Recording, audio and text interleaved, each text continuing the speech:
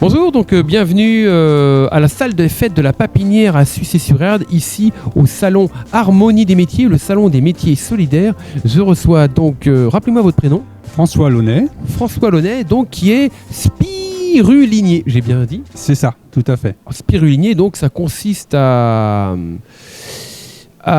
produire de la spiruline. Voilà, merci beaucoup François. À produire de la spiruline. Donc la spiruline, pour ses hautes teneurs en protéines, en fer, en bêta-carotène, en vitamine B12, en acide gamma-linolénique, en phycocyanine. Il y a beaucoup de choses. Mais je crois que François, vous allez nous parler certainement mieux que moi de la spiruline. Mais la spiruline, en fait, c'est l'un des aliments les plus riches qu'il y ait sur Terre au jour d'aujourd'hui, puisqu'il y a tout dans la spiruline, toutes les protéines qu'il faut, tous les acides aminés, toutes les vitamines, sauf la vitamine C. Et autrement, la seule chose qui manque aussi, c'est les oméga 3. Donc c'est un aliment qui est très riche, très nutritif, qui permet de stimuler le système immunitaire et de détoxifier le corps. Et donc c'est pas rien, effectivement. En France, on l'utilise comme un complément alimentaire, puisque il y a énormément de fer. C'est l'aliment qui a le plus de fer, plus de bêta-carotène. Donc ça peut remplacer justement plein de compléments alimentaires qu'on prend à droite à gauche, tout ça dans le même produit. D'accord, alors vous êtes vous-même donc producteur, vous êtes d'Abaret.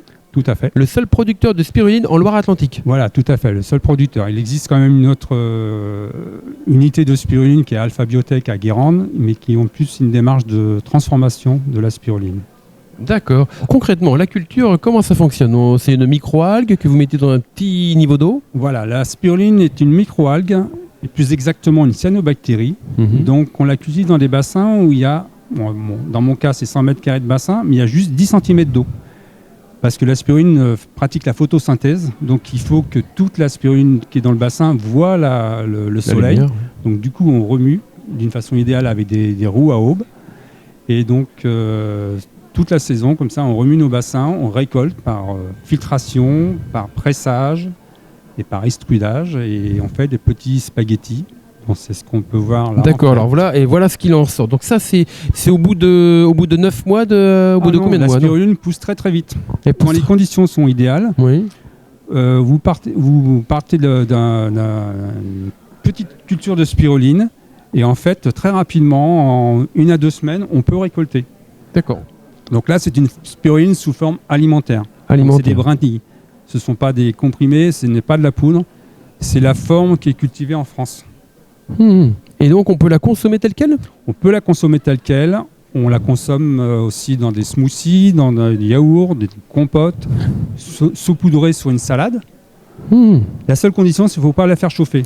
Pas la faire chauffer. Elle a connu 35 degrés, mais après... Voilà, nous, le séchage se fait à froid.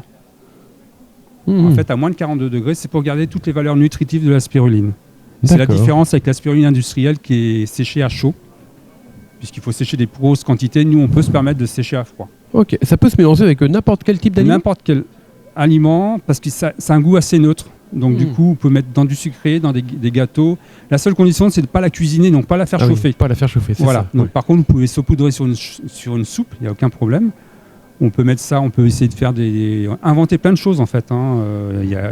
Les recettes commencent à pulluler sur Internet avec la spiruline. Les grands cuisiniers commencent à s'y intéresser, puisque Jean Ducasse l'utilise actuellement. Et donc voilà. D'accord, donc vous-même vous vendez donc des sachets de spiruline? Voilà, je vends des sachets de spiruline en vente directe principalement, donc soit à la ferme, soit sur les marchés, soit aussi sur Internet. Sur Internet, vous avez un site Internet, c'est comment? Internet, c'est www.horus-spiruline.fr. D'accord, très bien. Écoutez, merci beaucoup pour toutes ces informations. Je pense qu'on a dit en tout cas le principal de la spiruline. On aura si on veut en savoir plus, il faut aller donc sur le site. Sinon, appelez le numéro de téléphone. Attendez, excusez-moi. 3W. Ah oui, il y a celui que vous avez cité, mais j'ai vu qu'il y en avait un autre. Oui, là, 3W. Si vous tapez www.spiruline.bzh, vous tombez sur le site actuel. D'accord, la spiruline bretonne, ça alors. Tout à fait. D'accord. Différente des autres, j'imagine meilleure que les autres. 50% meilleure que les autres. Voilà. La spiruline.bzh. Au moins. Voilà. On peut aussi vous trouver un numéro de téléphone? Alors on peut m'appeler prendre un rendez-vous pour visiter la ferme si vous voulez. D'accord. Donc au 09 75 61 63 13. ou bien au 06 36 15 35 98. Bah écoutez, merci beaucoup François de votre merci visite. beaucoup. Et puis je vous souhaite un bon week-end et un très bon salon. Merci. À très bientôt, au revoir. Au revoir.